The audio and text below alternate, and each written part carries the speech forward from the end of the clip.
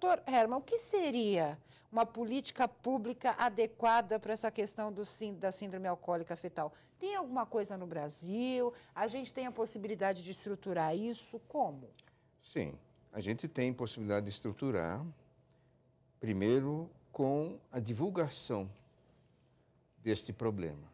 Nós precisamos tornar cada vez mais conhecida a síndrome alcoólica fetal, não só no meio médico, que também tem uma certa resistência em saber da existência e de fazer o diagnóstico da síndrome, mas também na população em geral, principalmente nas mulheres que estão em época de reprodução. Então, primeiro, tornar público. Segundo, fazer um levantamento epidemiológico do problema, né? Nós não sabemos no Brasil como é que está essa situação. Nós temos dados internacionais a respeito da síndrome e a proporção da prevalência é de 1 caso para cada 1.000 crianças nascidas vivas. Nós temos no Brasil 3 milhões de nascimentos por ano.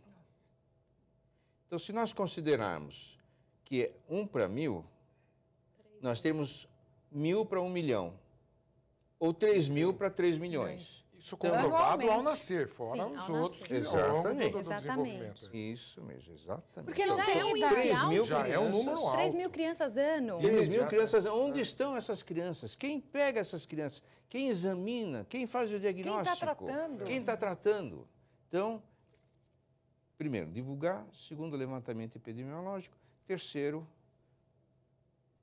entrar com a política de saúde pública, porque este é um gravíssimo problema de saúde pública, com repercussões sociais, econômicas imensas, não é? A quantidade de dinheiro que é investido no tratamento de crianças cuja origem da sua doença não se sabe, escolas particulares especiais para crianças que têm dificuldades de aprendizado, psiquiatras, psicólogos, psicoterapeutas, fonoaudiólogas, terapias ocupacionais para essas crianças, sem saber qual é o diagnóstico. Tem muito neurologista que não consegue, por exemplo, fazer com que uma criança seja inserida no contexto social por conta de estímulos ou medicação, ou seja lá o que for, porque não sabe que o diagnóstico é a síndrome alcoólica fetal. Eu tenho frequentado algumas APAES, nessa atividade nossa de deputado. Deve ser tão comum, As né? crianças, uma boa parte das crianças que estão lá nas APAES, que é uma escola especial, boa parte delas pode ser consequência da síndrome. E Sem pode-se dúvida. fazer uma Sem estatística dúvida, só pode. olhando para elas, pelas características que o senhor colocou? Pois bem, nós tínhamos até comentado sobre o diagnóstico diferencial. Isso. Então, tem 3 características, aquelas alterações que nós comentamos, retardo mental, retardo de crescimento, e um quarto fator, é o fato da mãe ter bebido durante a gravidez.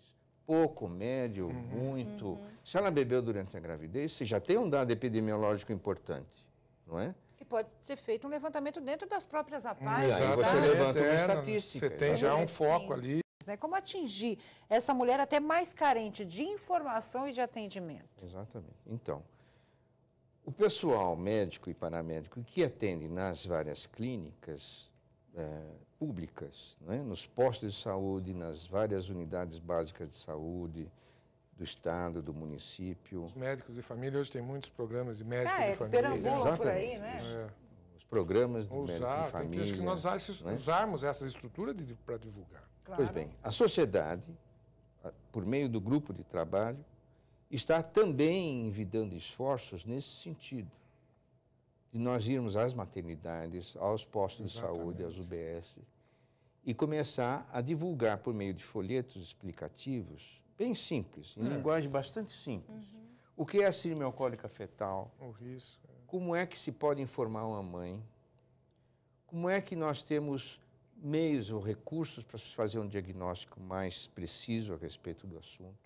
Porque o tratamento, em virtude dessas modificações grandes que acontecem na criança, é não só nutricional, porque ela tem um retardo de crescimento, mas também atingir a criança no seu aspecto mental, como a doutora Camila comentou.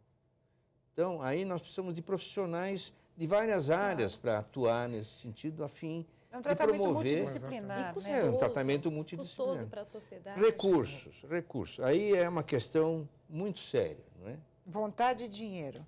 Dinheiro. Você tocou num assunto que é importantíssimo. Como a doutora Carmina tinha comentado, o álcool também é mais usado porque é mais barato.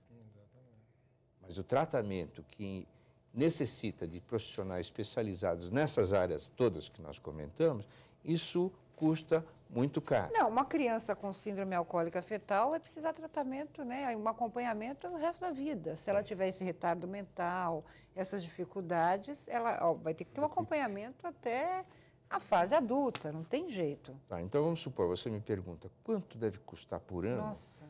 num país como os Estados Unidos, a questão do álcool? Eu vou lhe responder. 49 bilhões de dólares. E no Brasil? Não tem, Não nós tem não dados. temos Tem dados. informação. Mas Nós nem deve ser sabemos mais do quanto que que isso. tem. É, Em termos do que deveria ser empregado. Sim. Né? Então, o governo americano, como o governo dos vários países desenvolvidos da Europa, também esses governos estão envidando recursos, derivando recursos do seu orçamento para tratar não só a questão do alcoolismo feminino, como também a questão do tratamento A da síndrome gente alcoólica não fetal. tem a cultura aqui no Brasil de que prevenção é muito mais barato. Né? A gente sempre fala, vai tratar Depois, as sempre asa consequências depois, e né? esquece de que o tratamento das Prevenindo. causas né, é muito mais barato para o Estado, para a Exatamente. própria sociedade e para o Estado. Na eventualidade, né, doutor Herman, da mulher não assumir o consumo, ela vai ficar alertada de que existe a síndrome e de quais as consequências essa ingestão de álcool pode trazer. Sem dúvida. Que é a forma mais... Eu acho que é conscientização, né? É conscientização, exatamente. E esse é um trabalho a longo prazo, a longuíssimo prazo. Como A foi o questão é trabalho essa. do tabaco. É, Não é? A processo. questão do tabaco, e olha que o lobby do tabaco também era muito forte, não é? O tabagismo foi combatido assim ao longo dessas últimas décadas de uma forma bastante intensa. E não começou aqui.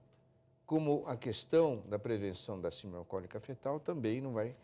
Quero dizer que o nosso tempo chegou ao fim. Eu estou aqui com uma publicação que o Dr. Herman me emprestou aqui sobre álcool e gravidez, síndrome alcoólica fetal, e que traz uma informação muito interessante. O Rio de Janeiro tem um núcleo de atenção da síndrome alcoólica fetal, que é um centro de ensino, pesquisa e referência de alcoologia no Instituto de Neurologia Deolindo Couto, na Universidade Federal do Rio de Janeiro. Aí um exemplo aí para as nossas universidades públicas de São Paulo, para que façam também esse trabalho.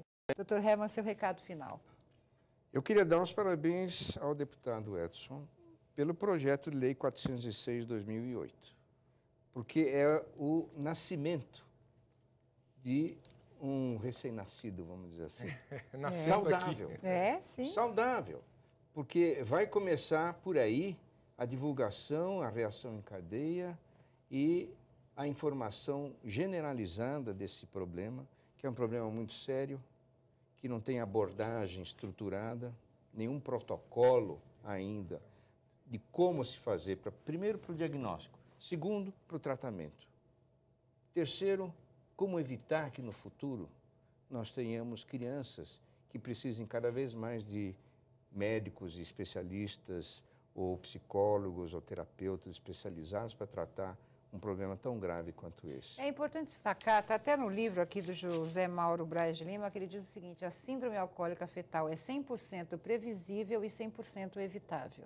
Né? Então vamos pensar nisso. E ele diz mais uma coisa: se beber, não engravide. Se engravidar,